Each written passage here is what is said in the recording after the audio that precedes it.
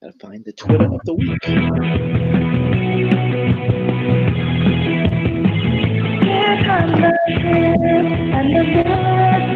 Right now! From unknown parts of metropolitan New York City, I am the hip and the Sicily. I didn't click in time to go. Yes, hello, good evening, everybody out there in H&L Nation, or good morning, good afternoon, whenever you may be tuning in with us. Yes, it is been a month since we did our last show, but we come roaring back just as NFL free agency comes roaring upon us, and the NCAA tournament roaring upon us, and the home stretch of the NHL roaring upon us, and the NBA. Well, who cares? Because the Golden State Warriors going to win anyway. So, Mr. Hip, yes, indeed. Yeah, I spoke over a lot of you because I did gas or W gas accordingly. NFL free agency, God. But somehow I'm sure those NFL Live episodes at 3 p.m. on ESPN are still getting, like, better ratings than... Oh, absolutely. NFL Combine? Oh, my God. God, the ratings are through the roof, and probably higher ratings than MLB opening day games is the sad reality in all likelihood. But not me. I know what I'm tuning into, and it's not the Combine. I'm sorry. Is it did you see since our last show, and we'll do all the NFL free agency, yes. But since our last show, so We're not. Well, we'll have to. We'll address something the local. How about this? We'll address something that the local team did, and just so I can rip into them a little bit. And that's it. NFL Combine will come back into this. I will force it in, but it will be towards the very end of the show. You could probably then surmise what I might be referring to. But since our last show, our president, the Donald, has yet again fed a championship football team a feast. Remember, we mentioned this last show, a feast of Big Macs and Whoppers and Dave's classic triples with bacon. So, and my theory on this was that the Donald wanted plenty of leftovers since he was fearful that the new Democratic proposal, the Green New Deal, was going to deprive him of his beloved hamburgers. Those crazy Dems want to take away my hamburgers. Got to put as many away in my rainy day jar as possible. That's why. So that's why I made sure to feed all the football players, all the hamburgers, so I can have plenty left over. Yes. What's the Dave's triple? Huh? What's the Dave's triple? Wendy's, right? Isn't that the Wendy's, the classic single and double and triple, right? Oh, I didn't know if they use the Dave's anymore because he's long left us. Any event. Yes, he has. Okay, so look, we'll do the obligatory Islander discussion. They are not in first place of the Metropolitan Division. Poor Islanders, but they are still the best team that's currently playing a professional sport in downstate New York. Downstate New York, yes. Downstate New York, yes. Metropolitan New York City. Some NCAA talk, indeed. I mean, look, March Madness around the corner. A week from today, there will be conference tournament games going on, so that's exciting. Scandal. Oh, what else is new? And Paul Manafort was sentenced today. I'll just say was that. He? Look, yeah, well, and he's going to spend the rest of his life in jail. We're going to go to baseball. Did you put your legal fedora on now? You want to give us a little commentary on the sentencing with your legal fedora on as we speak? Not really. I mean, he was sentenced for tax fraud, amongst other things, and then that's your area of specialty. That's your area of expertise. Come on, let's go. Let's give the audience what they want. They want to know about the Paul Manafort, convicted of tax evasion, tax fraud, bank fraud, wire fraud, right? All that. Actually, kind of sounds like the NCAA, the wire fraud and the bribery, and so we'll link them all up together. Right. Well, look, we'll get to some spring training. I'm all pumped. I got my fantasy baseball research on full throttle. So for the 1% of the listeners out there, they will benefit from a possible sleeper pick or two that I may be willing to share. Although I still have an upcoming auction, so hopefully all those people listen. In fact, maybe I should just distribute my sheet stem in advance and still win. That's all. Just 2 first place finishes this year. So to make it fair, I think you should distribute your sheets with your bolded and your italicized and your all uppercase and your earlier, 4 exclamation points next to Justin Bieber. Oh, I just revealed one. Justin Bieber, that's right, is the fantasy sleeper of the year. I'll reveal 2 or 3 guys with exclamation points. All right, so look, let's get to it. So the New York Islanders, as of right now, they have a game tonight. So whoever's listening to this, you may want to update based on whatever happens tonight in Ottawa, the lovely Ottawa, of course. The Islanders, as it stands at this moment, are 2 points back from the Washington Capitals, who won last night, for the first place spot in the Metropolitan Division. So the Islanders are 2 spots back. I think they played 67 games. So we're yep. It's a game. We're down the home stretch here for the NHL regular season. There's only about 15 games to go, and it's tightened up in the Eastern Conference. This is not you look at the top 5 teams are within 7 points of each other. The Capitals in first, to the Blue Jackets in 5th, and that's 85 to 77 points. In the Atlantic, the Lightning way ahead at 106. But the 4th place team, Canadiens, 79 points. So there's going to be one team in this bunch that doesn't make it. Right now it's the Blue Jackets, but they're only 6 points behind the Islanders, which is not crazy. Not that I want to say a collapse is on its way, and a lot would have to go wrong for them to not make the playoffs. Collapse is on its way. That is the Islanders, but they've shown some, what would you say, chinks in the armor. One of my lovely idioms of all time. Speaking about idiom indeed. Say some lovely warts that have been exposed and some severe flaws that have been revealed indeed. Right. So so look, they've stumbled a bit here after the All-Star break. The player that you told us to watch, I think it was last episode, was Casey Cizikas, excuse me, and I think he's actually, from my observation, he's still played pretty well. He's an offensive dynamo. He's been their best offensive player. Come on. So what's going on here? Is this just really who they are, and they were overperforming / overachieving for a lot of the season, and this is now their mediocrity they've settled into, and good luck to them maybe getting hot come playoff time and making another run, or what? Well, and we do have to get the John Tavares came in there too. That was really their only good game since the All-Star break. But yeah, I mean, after our last show, it was right after the All-Star break. We were talking about obviously the surprise New York Islanders, that they still, all season, the surprise New York Islanders. We were waiting for them to fall off a cliff. Well, they haven't fallen off a cliff, but they've definitely drawn a slow leak. And over their last, since the All-Star break, they're 9-8. We're not going to get into NHL shootouts and NHL overtime losses and all that nonsense. We'll just say 9-8, make it a clean 9-8. They've scored 2 goals or less in 9 of those games.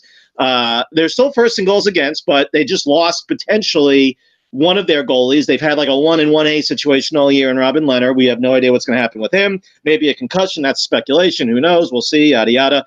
But if he's out for an indefinite period, this is going to be Thomas Grice's show. But the Islanders have just been really chaotic over the last few weeks. There's been flu bugs, and there was a joke, a prevailing joke about curling when they were in Western Canada, and how they were terrible in their Western Canada trip, which they were, even though they lost an overtime game. They lost an overtime game to Edmonton, and then won a game in Vancouver 4-0. But they were hardly good in that game. And they just have been very mediocre over the last month, or a little over a month now. It's a little alarming. Their defensive structure all of a sudden doesn't look like it was for the first. Well, really, their best stretch of hockey was from, we'll say 2 months, beginning of December through the All-Star break. About 2 months, they were playing their best hockey. They got better and better after they called up Joshua Ho-Sang, who now is back again mysteriously. He's not in the lineup again tonight, at least I don't think. And Michael Delcroix, who's back. Those 2 guys, when they were at their best, it was one or the other in the lineup. Now, I think they were better with Joshua Ho-Sang, but Delcroix, a former first-round pick who we were all very fast to label bust, and, rightfully so. The guy was a first-round pick 5 years ago, so where have you been? But he's definitely shown himself to be a solid, it looks like he could be a solid NHL player. How much he'll produce, well, we don't know. We'll see, but I think right now, with this team, I think it's about being able to find cohesion in their lineup, because right now they don't have that. They've had injuries, flu, just guys in and out. Tom Kuhnackel should never see the ice again. I think he's in the lineup again tonight. Why? I don't know. I know people think it's blasphemy to question or criticize or critique Barry Trotz. He is a wonderful coach. He's done a fantastic job this year. But Barry, can we get Ho-Sang and Dal Colle in the lineup? To me, their optimal lineup includes both of those guys. Sit Uncle Leo. I know Uncle Leo. He tells funny jokes, and the locker room presence and the intangibles, and he uses leadership, and then they sip it up as he uses it out into the sink. Whatever. Who cares? It's time to get your best and optimal lineup. I don't think we're going to see it, but to me, it includes Ho-Sang, Dal Colle, and you hope that Anthony Beauvillier can pull his head out of his ass because he's been, at times this year, bad. He has 4 goals in his last 35 games, almost exclusively playing with Matthew Barzal. Barzal, look, he's had his ups and downs, a little bit of a sophomore slump. But, you figured that, especially playing in a very different system. Last year, it was Doug Weight was go out and do that hockey. If anybody saw the Chance the Rapper SNL, let's do that hockey. I mean, that was the game plan every game for the Islanders last year. But this year, obviously a lot different with Trotz. But, you're not worried about Barzal, but Beauvillier you are because he has been at times bad. And he may have to take a seat for a couple games. He hasn't. We'll see. My other thing, we talked about the trade deadline. Nothing from Lou at the trade deadline. Why? There were multiple players that were traded for not exactly what I would call hauls in return, for modest returns for guys that could have helped them, like Gustav Nyquist, Derek Brassard, Marcus Johansson from the Devils, Wayne Simmons. Maybe the Flyers don't want to trade him to the Islanders. Fine, whatever. We don't know what the circumstances were. We don't know who Lou talked to. We don't know what was going on behind the scenes. Fine, he could have made a trade for one of them. And the guys I haven't even mentioned. Duchesne, Stone, we don't know if they could have signed Stone like Vegas did. Duchesne was a lot that they gave up Columbus, and they're obviously making a run for it, trading for him and Ryan Dingleberry, whatever his name is. But that's the other thing. Lou basically gave a Garthism with this. I believe in this group, number one, which I guess if you believe in them, well, they played worse. So they played, arguably their worst hockey since the All-Star break, since the trade deadline. So except for the Toronto game, which we'll get to. And then even gave a Garthism by saying that Ladd and Hickey were deadline acquisitions that were just as good as deadline acquisitions. Ladd, who is basically a statue at this point, he's basically the corpse of Andrew Ladd, and Hickey, who can't even crack the lineup. Played one game, I think, if that. Well, it was definitely one game. I don't know if he played another one. But right now can't crack the lineup. So, yeah, your big deadline acquisitions, one who's healthy scratched tonight, who's been healthy scratched a couple times in Ladd, and Hickey, who's played one game. So one thing that hasn't worked out for them is the transition to all their home games at NYCB Live. Yes, NYCB Live. No more games at Barclays. Barclays Nope. is phased out entirely. There's not a single game scheduled at Barclays going forward, including next year, correct? Well, no, we don't know about next year yet. I mean, the speculation is that Barclays is going to kick them out of the Islanders. Well, they'll have a very amicable divorce where, all right, we're out, good, see you, bye. We'll see. I mean, we don't know yet, but they will play out for this season. And no, actually, that's not true either. If they make the second round of the playoffs, that's where they will be going forward. It's first round only for NYCB Live presents Nassau Coliseum, whatever the hell it is. Only the first round, though, for that building. It will go to Barclays for every round thereafter if they actually get past the first round, if they make the playoffs. Every round thereafter.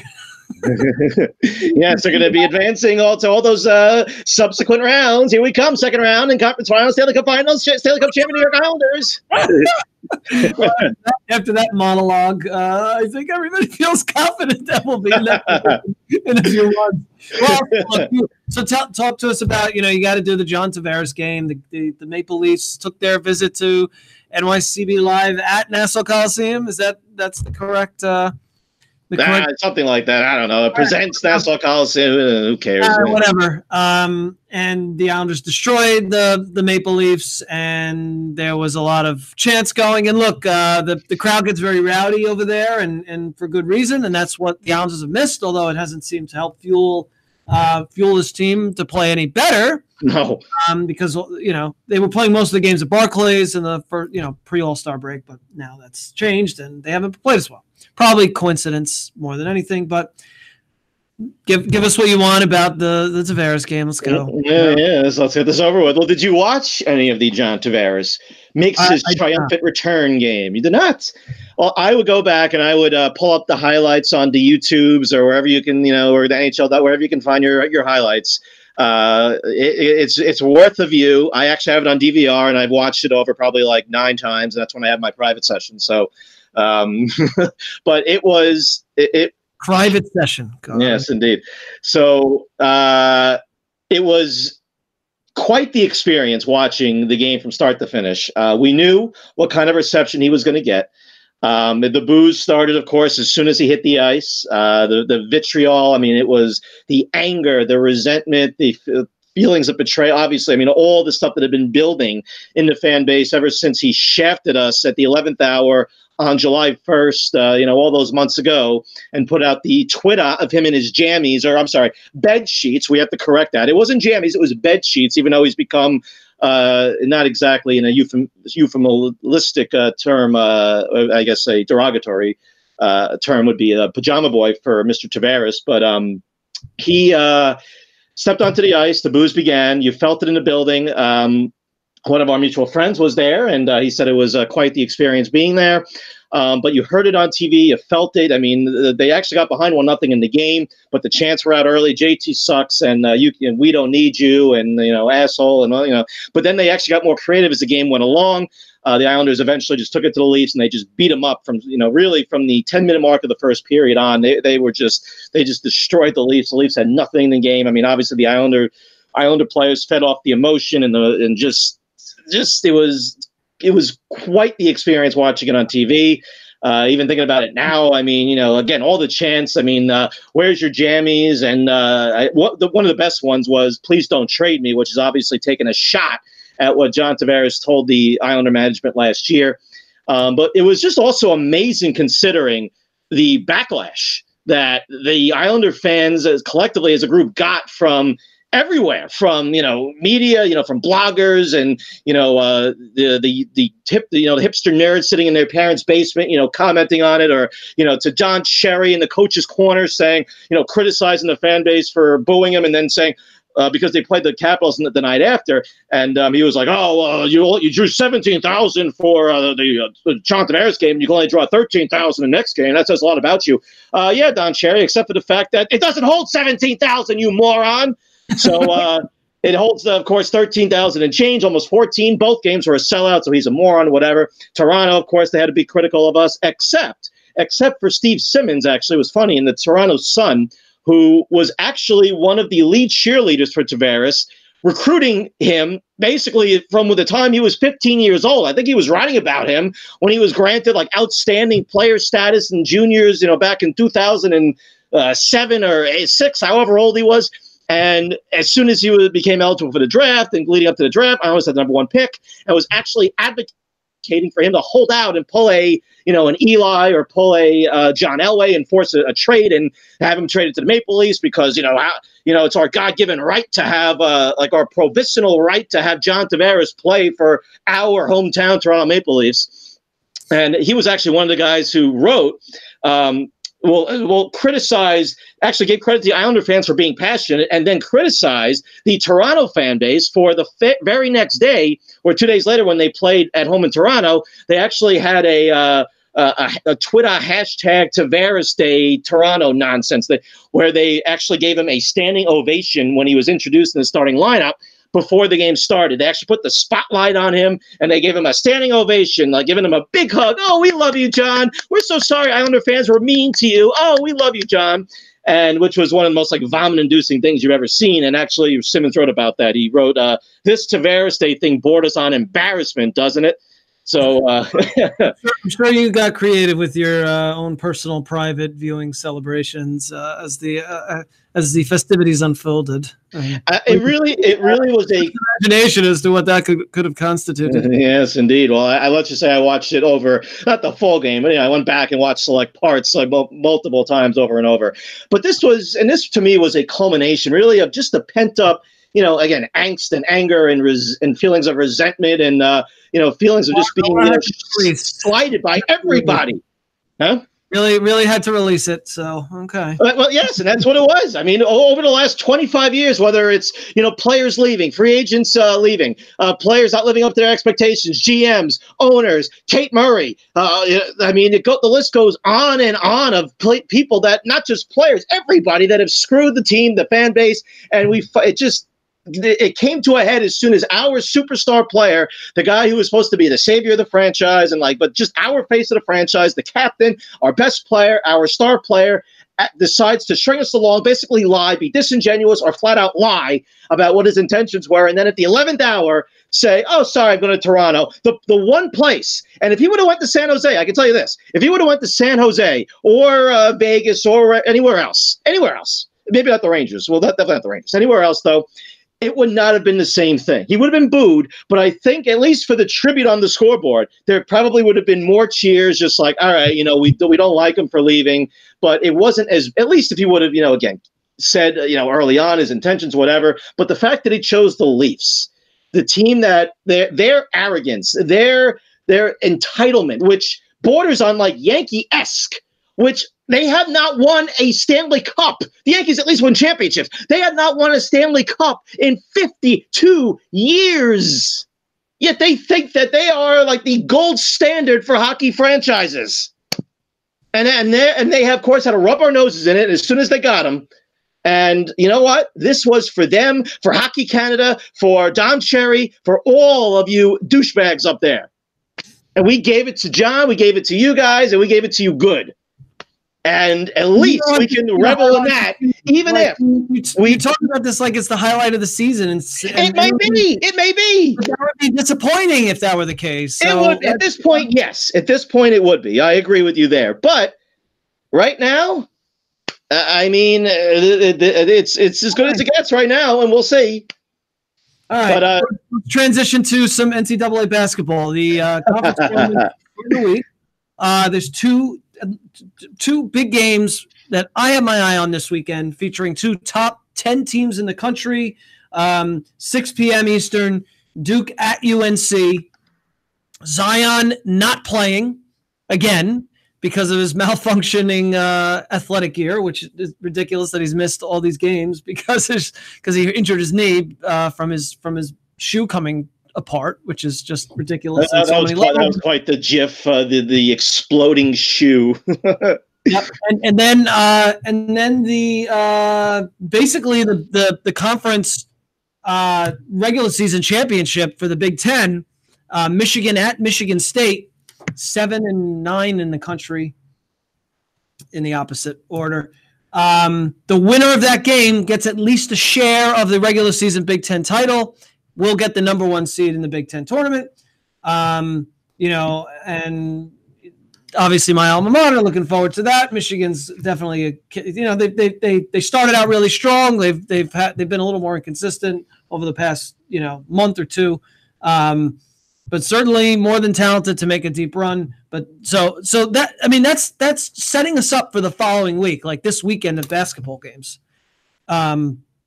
Because those are two great games that are on the schedule. So I'm getting pretty pumped. And the week after, you got March Madness, so away we go. Yes, but has Michigan, do they have any players that have been bribed by, executives for Adidas or Nike? I don't know who sponsors that school. Do you know if any of them have been bribed to play for them, or any team for that matter? So I think we should speculate on every team. Which players are there because they were bribed by a shoe company executive to play for their team? I wonder. No, what are you alluding to now? Spill the beans. Yes. Well, before we get to that, so and actually I was curious myself. So of course my alma mater, my Buffalo Bulls, they're still ranked. Yes, only 3 losses on the season. So I'm looking forward to after their upset over Arizona last year and beating cheater Sean Miller. Who knows? Maybe a little run from the Buffalo Bulls. They won't exactly be Cinderella since they've been ranked for a good portion of the season. They're just Cinderella because they're Buffalo, and everybody goes, "Who? Buffalo? They even have a college there? What?" But they got a solid squad. They do everything really well across the board. They're not great 3-point shooting. I watched a little bit this year. They beat Syracuse really well. They beat a West Virginia team that was supposed to be good. Now they stink. And then they beat a decent Syracuse team. Not a great vintage Syracuse team, but a team that did beat Duke. So, but they're not a great 3-point shooting team. Yes, they almost lost to last place Ohio. 2 days ago. They won. Oh, somebody's been paying attention. Yes, my fingers can type quickly to catch up to speed. Yes. And they play Bowling Green. Oh God, tomorrow night. Yes. And they could set a school record of 28 victories if they defeat Bowling Green, regular season school record. So there you go for all those Buffalo Bulls fanatics. But they are very, yes. Well, but for those tournament bracket fanatics, because if they are a 5 seed, everybody loves to go, oh, which 12 seed's going to win? Be careful betting against Buffalo. I know they're going to be, if they are a 5 seed, you think about it. I mean, the 5s, you always have to pick at least 1 or 2, right? And everybody, you don't want to pick against like a bigger school. Unless you hear from one of the so-called experts that the small, like the Murray State or North Dakota or southeastern Michigan State is going to upset them. So you look at Buffalo as a 5 and you go, what? Oh my God, of course I'm going to pick against them. Be careful. Be careful. They are well coached. They have a very senior-laden team. They have good guard play. They are a very good rebounding team, and they are a pretty decent free throw shooting team. Be careful with that. I was actually curious about some other Cinderella watches, and I saw these 3. Wolford, Lipscomb, and Furman. It sounds like a law firm. But 3 schools that I guess to watch potentially for the tournament. Furman beat Villanova, and Villanova, I guess, was good again. And then you have Murray State with one of the best players in the country, a guy who's going to be drafted in the top 5 this year, J.A. Morant. And they may never make the tournament, apparently. They're probably not going to be in at-large. If they win their conference tournament, of course, they get the automatic, but I guess they're not predicted to get an at-large if they don't do that. So hopefully they do. It might be fun to watch him. And how about our local Hofstra? For the unknown parts of metropolitan New York City that know about Hofstra. They have not made a tournament since Jay Wright. That's right. That Jay Wright was the coach of Hofstra back in 2001 with Speedy Claxton. So let's go Hofstra. Hofstra in? Huh? What conference? I don't know, the Colonial Hipster something or other. Colonial? Yeah, maybe. I think that sounds right. Right? Aren't they with like Virginia Commonwealth and right with VCU? Wait. Maybe not. Maybe think of. Oh no, you're right. No, they're not right. Wait. Yeah, I don't know. One of those conferences. I don't know. But they've also had a terrific season, only 2 losses. So if they win their conference, obviously we'll get the at-large. Yeah, Colonial Athletic. Yep. Okay. 25-6 on the year, conference record of 15-3. All right. Oh, they have 6 losses. Okay. So let's go Hofstra for the local for your locals of unknown parts of metropolitan New York City. Yeah. It's not even like they started out playing well, but it was against it was against garbage competition, and then they turned out to be mediocre this year, despite having Shamori Pons is a great ball player. Oh, St. John's, yeah. Oh man, disappointing. Yeah. They have just they've had some bad losses. They can't. It doesn't matter who coaches them or whatever. They just can't get it together. Steve Lavin, Chris Mullen, whatever. It doesn't matter. Yes. All right. Oh well, next.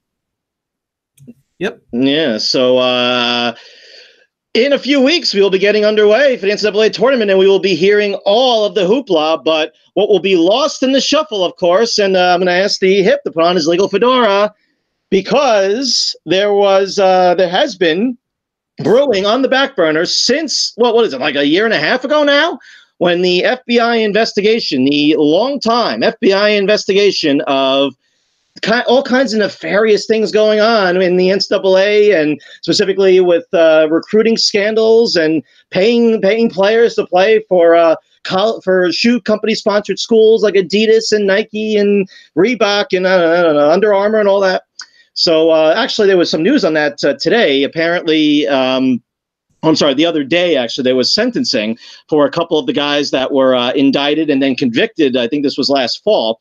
2 of the Adidas executives and then one of the wannabe business manager agent guys, Christian Dawkins. They actually got pretty light sentences, 9 for one, 6 for the other. But this is still going on in the background, and you don't see it talked about, you don't see it reported about. Like the NCAA has done a fantastic job of hushing this, and whenever there's a little like snippet or nugget here or there, you'll see a story if you really want to seek it out.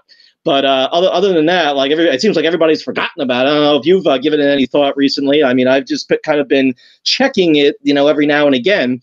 But there's going to be another case next month involving, I think, Dawkins, the same guy, and one of the other Adidas executives, maybe somebody else. So another trial to commence next month. But this hanging on in the back burner of the NCAA tournament. Any thoughts about that, Mr. Hip? No, I mean, the fact that you don't see this anywhere, I don't know if, like, you would think that the major sports outlets would want to be covering this stuff, but I don't know. Scandalous stuff usually draws clicks, so I'm pretty perplexed. I mean, I'm just waiting. Actually, and I think Yahoo came out with another story today on this. Yahoo Sports, they've actually been the best outlet out in front of this. And I think the headline was at another wiretap, and this is a Yahoo Sports exclusive. And take it for what you will. They've had a few stories in the past that have been some little details have been disputed, but apparently the LSU head coach was on tape, quoted as saying something that we're discussing potentially offering a bribe via a shoe company executive, whoever it is for LSU, to one of their potential recruits. So this was actually a story that just broke today. Apparently, an FBI wiretap revealed that the LSU head coach discussed the potential bribery scheme with a potential recruit. So this was actually Yahoo Sports earlier today. And it's also amazing to me that one of the legal theories in the case, and sorry, just one other thing I wanted to get in there. One of the legal theories in the case apparently was that because when you have fraud, because one of the counts was fraud, like wire fraud, and then regular fraud. I guess for fraud, you have to have a victim in order to be able to prove fraud. So the legal theory of the prosecution determined that the schools in this case, specifically Louisville, for the ones that the case that that the three guys were convicted and then sentenced a couple days ago, the victim was the school of Louisville, because they were then at risk for NCAA sanctions, yet despite the fact that the school that pays them to be a sponsor were the ones that were scheming, with low-level executives and this, business manager guy to bring a recruit in to play and benefit the school. Yet they were the victims of this alleged fraud or of this fraud. And that one is lost on me. And that one I don't get. You want to put on your legal fedora for that one, but that one is beyond me. How you can say that the school is the fraud, is the victim, despite the fact that they're the ones that are going to reap all the benefits, and that they're the ones that just keep a blind eye to the employees of the school that pays them money to be an official sponsor to bribe a kid to play for them. So the real victim to me is the kid, at least in this case. It was Brian Bowen Jr., who was the kid that was deemed ineligible for Louisville, tried to go to another school. It just didn't work for him, and he ended up going to Australia to play, semi-professional ball or, quote-unquote professional ball in Australia. The victims are the other schools that the player would not be going to, because they're getting, they're losing out on the opportunity to recruit the player because he got, there was this scandal that resulted in him going to a school. So it's the other schools that are the victims? No, the school. No. In this case, Louisville, the school that the player was going to go to. That's what I'm saying. That's how crazy this is. That was the legal theory that was proffered by the prosecution in this case, and that was apparently bought by the jury, and that was echoed by the judge just a couple of days ago when they were sentenced. No, that Louisville, the school that was going to get this, highly touted recruit. Is this post or during Pitino or post Pitino? No, this was during Pitino, and this was part of the reason why he was fired. Got it. God. I mean, that is just insane to me. What a fall for that guy! But jeez.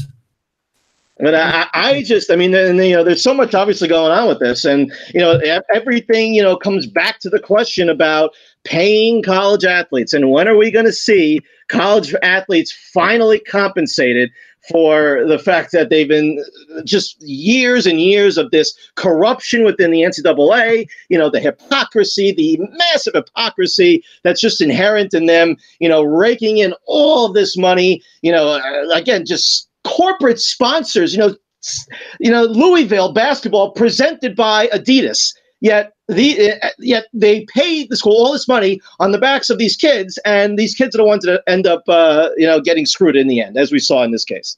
And you know what? I was always somebody that said, no, they're getting a full scholarship, they're getting a free ride to the school to play. If they want to leave early, that's obviously their choice, whatever. Don't pay them. It doesn't, you can't do that. I have come around on that. I'm not going to say I have a solution, but I am coming around to the fact that they're going to have to be compensated in some way. At least remove the nonsense, absurd label of amateurism, because we know that, the whole operation is amateurish, but there's no amateurism at all with the NCAA anymore. Get rid of it. Let the kids, if they can make a few bucks off of autographs or selling some shoes or whatever, doesn't matter what it is, or getting an agent, doesn't matter. Let them do it. That's the first step that they can do tomorrow, and they should do tomorrow. Anyway. All right. Well, suppose the cloud. I don't know how much this is going to get covered throughout the tournament, but look. We'll yell and scream about it if TBS and CBS, if they're all going to, and True TV, if they're going to be silent, we'll scream about it. How's that? Our task to do what they can in that respect. Let's move on to some baseball, because I am. I feel I have for the past month or so. You have the Islanders. I watched in Michigan, but I've really otherwise felt a pretty big void in sports. And the Super Bowl, we haven't had a show. It's just been very slow. Not to me, for me at least, not much that has really kept me too excited. But now we have opening day is 3 weeks away. The full opening day, you have a couple of games in Japan in 2 weeks, and Ichiro is actually going to play for Seattle and then probably retire after those two games. So it's going to be a huge thing in Seattle. You have to wake up. Did he play last year? Yeah, he did. You have to wake up at 5:30 a.m. Eastern to catch that. Which I might, because I got fantasy players. Oh God, yeah. You mean Justin Bieber? Oh, Justin Bieber. The Athletics and the Mariners. So no, Shane Bieber is not on either team. I was waiting for you to correct me. Everybody said think that Justin Bieber is playing baseball. The two top free agents as of last show are now signed onto teams with mega contracts. Doesn't mean free agency system is broken, because guys like Craig Kimbrell still unsigned, Dallas Keuchel still unsigned. That's right, Kimbrell too, man. A lot of guys signed on 1-year deals like Mike Moustakas and Yasmani Grandal, and the list goes on. A lot of players who are major league players have to sign for minor league deals. You can't just look at the top two guys and say that this free agent system is fine because those guys are getting paid. Well, it might be true for them too, but you go down the list of some of these deals that these players have gotten, and it's kind of gross. I don't know what, I think teams are just getting smarter. Maybe they're conspiring. Apparently, collusion. You mean there's collusion between the MLB owners? Collusion, yes. Francisco Liriano claimed that he didn't get a single phone call for like 2 months, and then suddenly he got 7 minor league deals or offers on the same day out of nowhere, like from 7 different teams. Like it just made no sense. Like it just doesn't happen that way. But in any event, the two big guys have signed. And look, there are some interesting storylines for the Yankees and Mets. The Yankees, with the news on Severino with his rotator cuff inflammation, not going to be ready to start the season. The question will be how much time is he going to miss? And their rotation depth will be tested immediately. CC Sabathia also will not be ready. He does have to serve a 5-game suspension. But the couple of youngsters, Domingo Germán and Jonathan Losiaga, probably not the way to pronounce it, may go forward in the rotation. Jonathan what? Tanaka. Yep, they still have Tanaka. They may use an opener in the early part to help bridge the gap. Who else is there who I'm missing? Who else is in? Oh, they have James Paxton. Yep. So that's the big free agent signing. But, James Paxton, when he's on the mound, he's great, but I don't think he's pitched 160 innings in a single year. Now, remember, in this day and age, 160 innings, if he does pitch that much, is pretty good. There were a handful of guys that pitched 200 innings, last year. And that's not really, I don't think, the standard we should use anymore. The bar has been lowered. Pitchers pitch less. It's just the reality. Guys go on the injured list more often now. No, that's right. The injured list, yes. It's not the disabled list. It's the injured list. Another big battle in spring training. Luke Voigt, who was as hot as any hitter in baseball down the stretch last year, playing first base for the Yankees, 28 years old, came out of the blue from the Cardinal system and just finally something clicked for him. He's continued to hit really well in spring training, but who his competition is, yes, you can't forget about Mr. Greg Bird. He is also hitting pretty well in spring training, and the Yankees have come out to say, or I should say Aaron Boone has come out to say most recently as today, that they're only keeping one guy up. They're not going to do a platoon, so it's one or the other. I think if they both keep hitting well, I think you got to go Luke Voigt. I mean, the guy, he's the one who has actually shown the ability in the regular season. I know Greg Bird has been flashing this potential, but he hasn't been able to stay on the field, number one. And number two, he hasn't really done much in the regular season in his career yet. Now, a lot of that's because he's missed time. But I think Voigt hasn't shown any reason for him not to be able to get the shot first. But I don't know. I don't know if that's the way they're going to go. I mean, Voigt just came out of nowhere. Meanwhile, Greg Bird has been a prospect and has the pedigree. So those are, look, the thing is the Yankees bullpen is beyond loaded. It's insanely ridiculous. So they're not, there's no reason to rush Severino. They're going to, baby these guys in the early going and patch it all together in the later innings, because they have so many good relievers. 5 guys that could probably close on other teams. Anything you want to add about the Yankees? Two things I'll add about the Yankees. Things that bother me. I'll just preface this by saying that I thought last year's baseball season was one of the worst, most boring, least compelling, least intriguing, least interesting seasons that I can remember in recent memory. For the fantasy hipsters out there, including Mr. Hip, who won both of his fantasy leagues.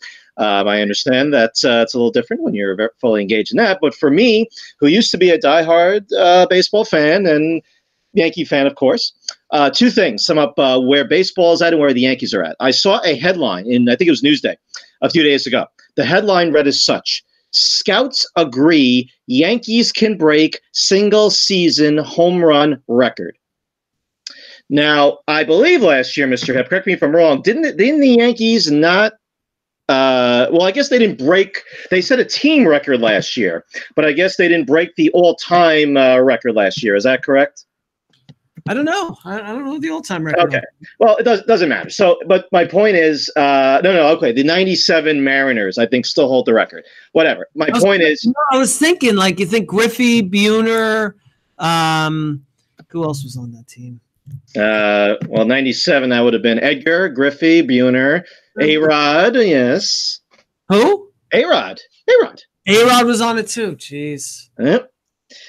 But the reason I bring it up is just think about the ridiculousness of the headline that in spring training, I know how baseball centric we are in New York, and the Islanders don't even have a guy covering them on the road, and the Knicks are a joke and whatever.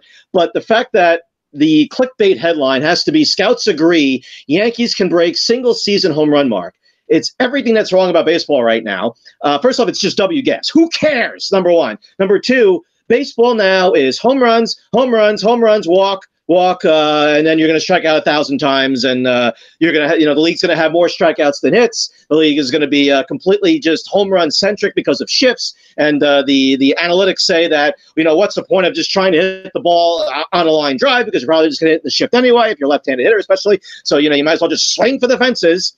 And one of the other caveats to that, or facets of that, is the fact that they traded last year for Giancarlo Stanton, who has just as insane a contract as Bryce Harper does now.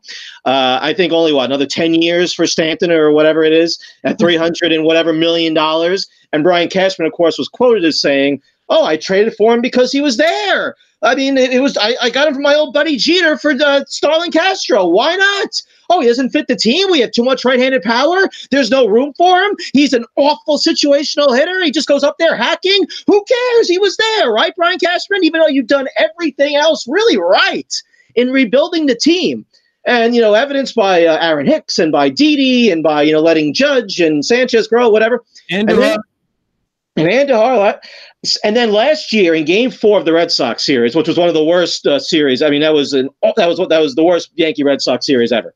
In Game 4 of that series, the Yankees were trailing in the 9th inning. They had a rally going. I think it was they were down by at least three or four runs. I forget exactly.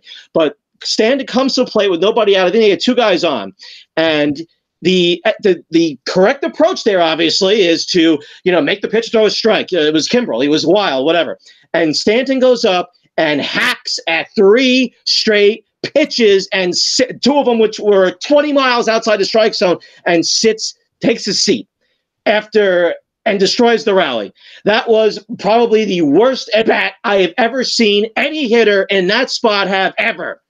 And after that, after him having, a typical Stanton season where he puts up big numbers, a lot of, meaningless home runs and blowouts, he goes up and has the worst at bat at the worst possible time, destroys the rally, Yankee season over. And at that point, I was like, I'm done. I've had enough. I can't do this anymore. I've had enough. And I got to admit, I am not exactly excited for this upcoming Yankee season. This upcoming baseball season. And as a Yankee fan, maybe something will get me into it at some point. But right now, I will be deferring a lot to the hip when it comes to baseball. It hurts to me with the Islanders. Maybe you'll turn your interest to the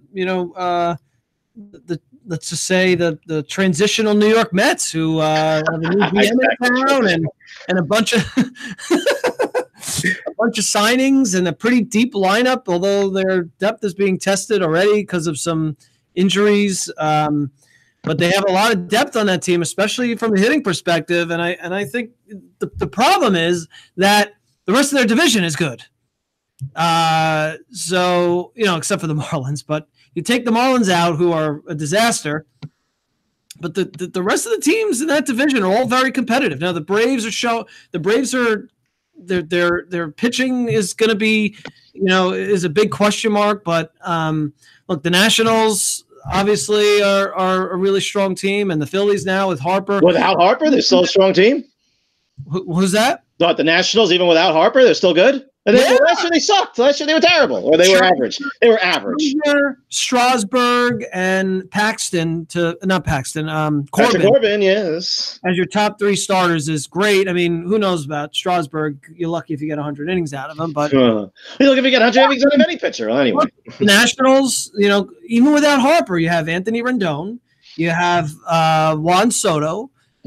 Soto, that's right. I forgot about that guy. Adam Eaton, of course. He is. Juan Soto is like the best teenage hitter last year of all time. I think he's like 19 or 20 years old. Sophomore slump? I mean, not really. No. I mean, he should be fine. What does Enos think of him? What does Enos Saris think of him? Let's get him on the next show. Come on.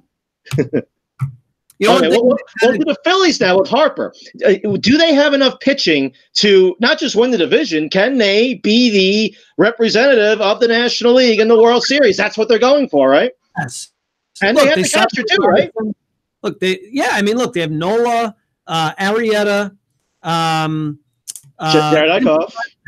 Jared Eichhoff's on the outside looking in at this rotation right now. Oh. So they have enough pitching. Yeah. You think they have enough pitching with that stacked lineup? Because that's a stacked lineup. With that what's that guy's name? Rhys Haskins, whatever his name is. And that Haskins. They have McCutchen. Oh, right. That's right. I've got this on McCutchen too. Gene Segura is there. Gene Segura. Yeah, I mean it's a pretty loaded lineup. One thing that kind of was made me feel weird was to think about how old we will be when Bryce Harper's contract ends. So 2032 officially, of which his contract though is just obviously the numbers, the number in the years and all that. He has a no trade clause. There's no front loading back. There's no front loading where it's like the last couple of years, it's a couple million. Who cares? We'll eat it. Funny though, that's the thing. What? Every dime is guaranteed. And there's no opt-out. Yeah, no opt out. So he's going to, I mean, talk about a prison sentence. I mean, Paul Manafort got 47 months. I think that that's going to be a cakewalk compared to 13 years living in Philadelphia. That's a prison. I mean, that's. So Nick Pivetta, who is a trendy upside pick this year. I mean, I had him last year, and he if he could harness his stuff, if he could command it better. I mean, he has a high 90s fastball and a good curveball, but he just loses his command sometimes. But if he could refine that, he's good. Vince Velasquez and Zach Eflin are in the back end of the rotation. Velasquez, probably Zach Eflin, yes, for the bullpen. Eflin's a mediocre starter, but I do like Jared Eichhoff waiting in the wings. And they have David Robertson and Sir Anthony Dominguez at the back end of the bullpen, both very good relief pitchers. Hector Neris also very good. Yes, I mean, look, no team in that division is perfect, but they're all pretty damn competitive. And look, you turn to the Mets. I think their lineup is going to be very solid this year. Conforto, if he stays healthy, he's going to have a big year. There's no question. Cano's going to be solid. He just has that baseball athleticism that he's not going to just become shitty all of a sudden. I think he's going to, even though he's 35, 36. I mean, I'm looking forward to that. Yoenis Cespedes, that right-handed bat in the middle of that lineup. That Cespedes, oh man, watch out! National League East pitching, right? Am I right?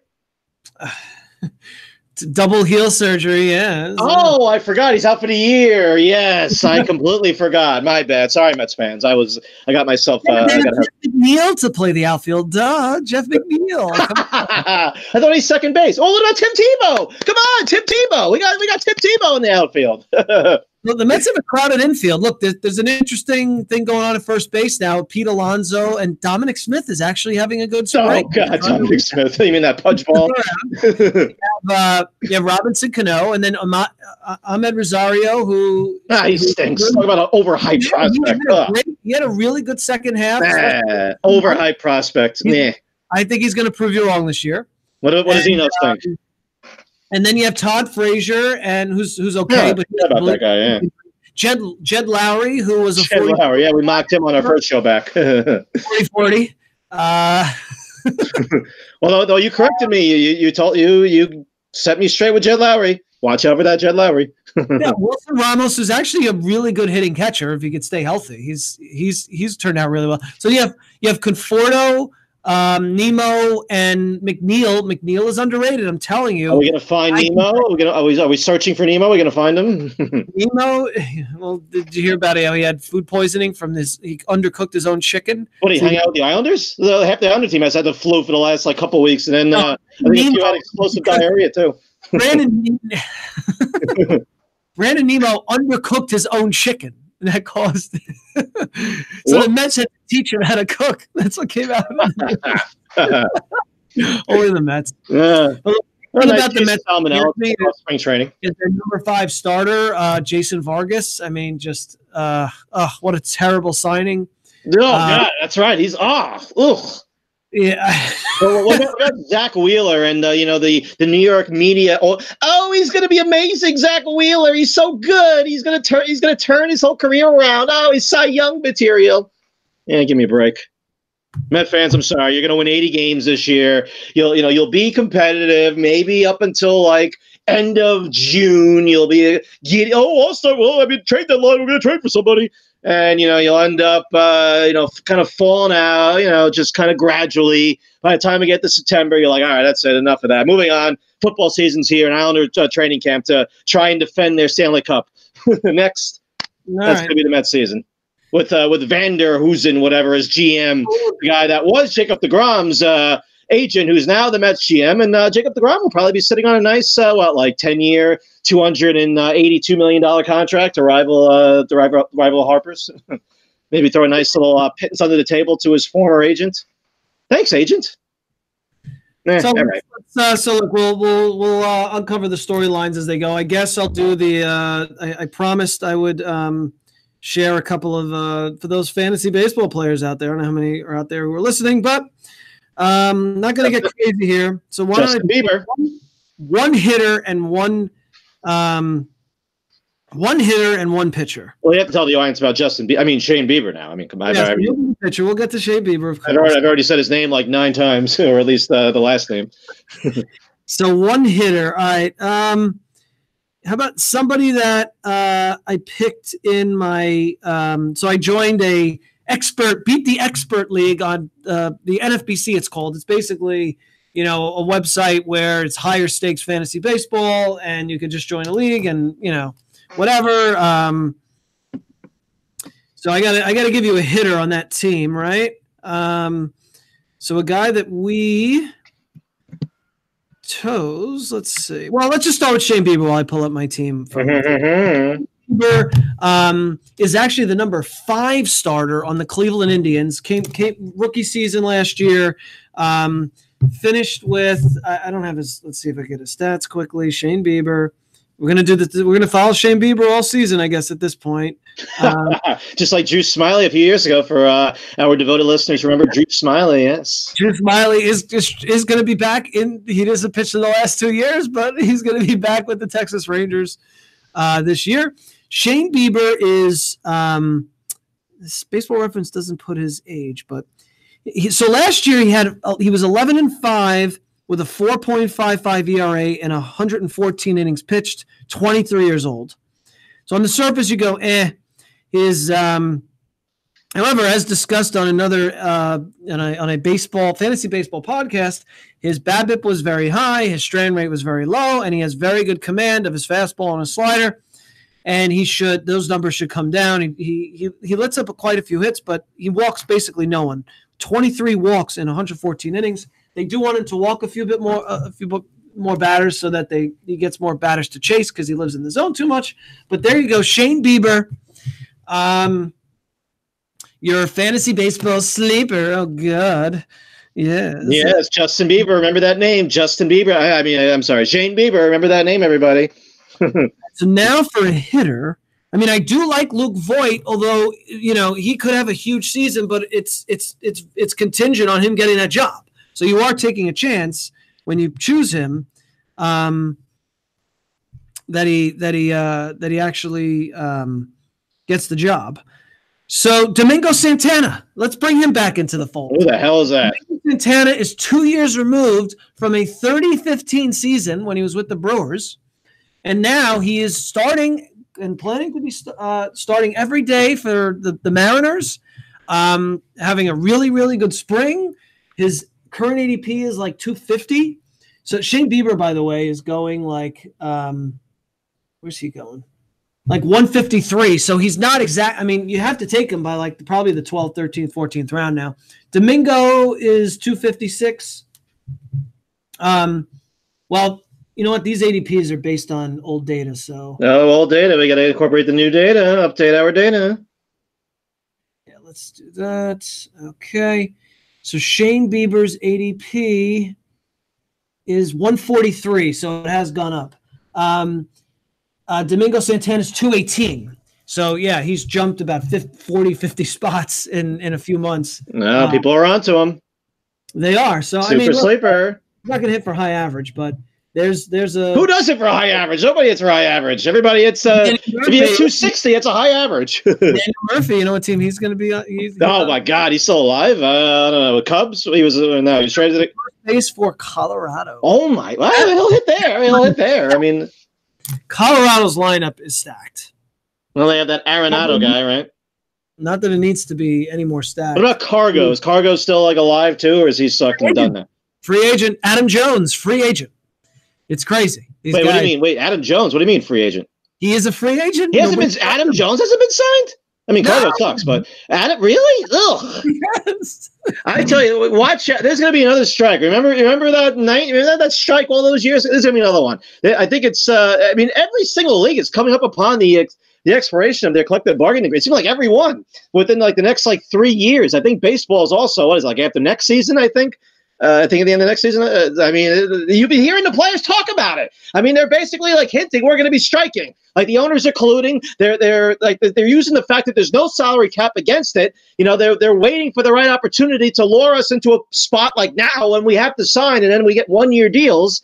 Other than Harper and Machado, which was what happened there, but Besides, it's 1-year deals galore, a lot of minor league deals. For guys, but also, and teams are tanking because of the new rules in place, or that they put in all those years ago, like with the Astros and Cubs did, and they're like, oh, we'll do what the Astros and Cubs did. We'll suck for 2 or 3, 4 years, and then we'll build up our teams and hopefully win World Series. It's crazy. The things have changed in baseball where there's a lot of closer by committee. It's everything by committee. It's pitching staff by committee. This guy one day starts, that guy next day closes. This guy, but now there's about 12 teams that have like a dedicated closer in all of baseball. I mean, Kimbrel's still out there. He was like the best closer in baseball a couple of years ago. Almost every single team could use Craig Kimbrel on their roster right now. Who's the Phillies closer? They once signed a former Red Sox closer. Papelbon haven't signed Kimbrel. I mean, it's insane. And who in the American League is going to be good this year except for your typical Yankees, Red Sox, Indians, Astros? I mean, who's going to be good in the American League this year? Everybody else sucks. Like, who's good? Who can win? I'd want to say the Indians. The Indians have really good pitching, but their lineup is actually really scary. Well, I'm saying they're going to run away with that division. That division is awful. No. The White Sox, the Tigers, the Royals. The Tigers and Royals are terrible. Twins are going to. The Twins are actually, I think. They have a lot of. The Twins are going to surprise you offensively this year. Their pitching, we'll see. But they are going to have a really good. And I think the Angels, Matt Harvey, Matt Harvey, oh God, formerly known as the Dark Knight. Now, to quote Meg Frances, I'm taking this from him. Now he's Cinderella. Who could surprise a bit. Their pitching has to hold up. They have a lot of question marks, but they have. I know we have a few weeks until the season, so I didn't want to get into a full blown preview. But it's as well. I'd rather talk about this than NFL free agency. I mean, come on, actually, breaking news. That's a good segue. Good segue. Breaking news: the Broncos have announced that they have traded the amazing Case Keenum to the Washington Redskins for a 6th-round pick in 2020. Oh my God. Get excited. Case Keenum is now a Washington Redskin. Oh my God. Breaking news. That's right. You heard it here. Well, you didn't hear it here first. You heard it everywhere else first because it's breaking news. I just wanted to get in something on the Giants very quickly. Now, we don't know what's going to happen with Manning yet. We don't have to get into that. We'll talk about that on our next podcast once they make the announcement and we know free agency, yada, yada. Landon Collins will be a former Giant, very, very well, he's a former Giant essentially now. They've already announced that they're not going to franchise him. He's basically a goner. Unless something, comes out of the blue and they go, we're going to keep him after all. Probably not. It looks like he's done. I don't get it. I don't understand it. I know he had a down year he's been injured the last couple of years. As both the seasons, I think, ended on IR the last couple of years. He was an all-pro, not a Pro Bowl, all-pro 2 years in 2016. I know that he was, again, not the same player that he was in that year. Can he regain that? I think he can. You hear, that he can't play in the system, that there's defensive coordinator, yada. You know what? Stop with system nonsense. If you have a guy that can play the position, you keep him.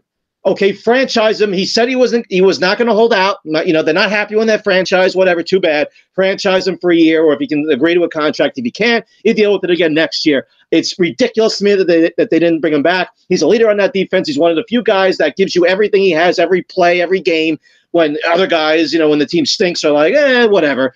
I don't understand. I know he's bad. At least he's not very good in deep coverage, whatever. You can create a defense where he can be a contributing player. I don't like it. I don't understand it. I actually hate it. And I don't know what this GM is doing. We don't know what the hell their plan is. The Giants are probably going to suck again next year. All right, that's my Giant rants. Moving on. Let's move on to the hipster moment of Zenith. Oh, yes, the hipster moment of Zenith. All right, so we've arrived to the last two segments, of course. That's the cue, as initiated by the Hip. So I'm going to ask a few questions, Mr. Hip. Get ready. First question. If you were murdering someone, would you use a gun or a knife? Rhetorical, don't answer. Do you find your mother attractive? Well, that's a little bit of an inside joke. Are you afraid of clowns? What kind of fish are you? Do you have both of your testicles? Another inside joke reference for the Hip. And do you like dudes? Now, those are rhetorical for you. They were not rhetorical for the NFL prospects at the NFL Combine. That's right. Those questions were asked, and those and so many more, I'm sure, too, were asked of NFL prospects at the NFL Combine. I guess you need to know if a player has both of his testicles before you would consider drafting him, and what kind of fish he is. Well, I'm a flounder. Oh, well, I don't think you can play for us then. We prefer blowfish. I mean, that's just what we prefer here. I mean, Finding Nemo. There you go. I mean, those are the questions that they're asking at the Combine. It's amazing. Absolutely amazing. I mean, and this is not just this year. I mean, this is the last couple of years. I mean, we've heard about some of the more ridiculous questions that they're asking, like they have to psychologically profile these players. I don't know if you have any guffaws to that, or just those questions like available for public viewing, like anybody could. I don't think they like publish them. I think they just come out because players have come out and said they asked me this question, they asked me that question. So yeah. I know one of the players came on the Twitters about the testicles, and I said, yeah, they're both there. Or maybe they're looking for one. Maybe they were like, well, yeah, both. Well, I don't know. We prefer gelding. We would rather have somebody that only has one to play. To play special teams for us. Sorry, we're moving on to the next guy. We'll find our one testicle backup free safety if it's the last thing we ever do. Good Lord. And then finally, LeBron James, who is never happy now in LA, like we should all care that he's not happy with his team sucking and falling way out of the playoffs. But, who cares? It's the NBA. LeBron James just passed Michael Jordan on the all-time list. He didn't, good. Wonderful. You're now number 4 all time, behind Kareem and Kobe and Malone, whatever. But so, actually, I guess I kind of jumped ahead there because I was going to ask you, or I was going to tell you that Andre Miller and Michael Jordan are linked. So we'll just go ahead with that. Andre Miller and Michael Jordan are linked, Mr. Hip. Can you guess why? Because they both played with a certain player that you just mentioned. Actually, Michael Jordan never did. No. But so LeBron James also just passed Andre Miller on the all-time assist list. So the only time that Andre Miller and Michael Jordan will ever be linked, because LeBron passed them both in separate categories: Jordan points and Andre Miller in assists. That's right, that Andre Miller from yesteryear in fantasy basketball for us. He played right, Jonas Ilgauskas. Yes, he did. He might have even played with Danny Ferry, too. Oh, my God. And, Denver, don't forget about the Denver Nuggets. He might have played with Antonio McDyess, and maybe even Carmelo back in the day, before he was banished from the NBA. So there you go. There's your HMOZ. You can reflect on some of those questions. If you never asked yourself what kind of fish you are, maybe you can go reflect on that. And we all have a fear of clowns. I mean, clowns are just terrifying. Anyway, moving on to the final segment of the week, everybody's favorite, yours and mine. Of course, that would be the Hipster Beer of the Week. And what do you have for us to slurp this week, Mr. Hip? Hey, how about trying to stick with the theme of beer that is shelf beer? Now, this may not be shelf beer throughout the country, but I know it is in the New York City metropolitan area. And that is Long Island City Beer Project, which is close to home for you. Yeah, so I gave away a little bit where you might live. Oh God! Oh God, Stalk City. Yes, where in Queens is or maybe Manhattan? Manhattan's not that far either. Whoops. I think you just gave it away. Oh boy. Beer Project, Long Island City Beer Project, and a pale ale called Coated Tiles, which you can find in cans. I've seen it in Whole Foods, actually. It's a 5% pale ale, double dry hopped with none other but Cascade, Simcoe, Citra, Columbus, and Comet. So it has Columbus too? I never knew that. It's a drinkable solid beer that won't, that isn't too strong, that you can find on the shelf. And I did like it on draft. So there you have it. Beer that you could potentially find on the shelf. I don't know how long we're going to be able to stick with that theme, but we'll keep it going in the meantime. And look, rate us we're on Spotify now. I figured that out. If you want to listen to us through that medium, well, I don't know if you can rate podcasts on Spotify, but if you can, please do. If you listen through the podcast app on your iPhone, give us a rating there. Thanks for listening, as always. And by the way, happy ending, everybody. Bob, just like Bob Kraft. A happy ending for us, happy ending for Bob Kraft. That's right. See ya, folks. Right, yeah.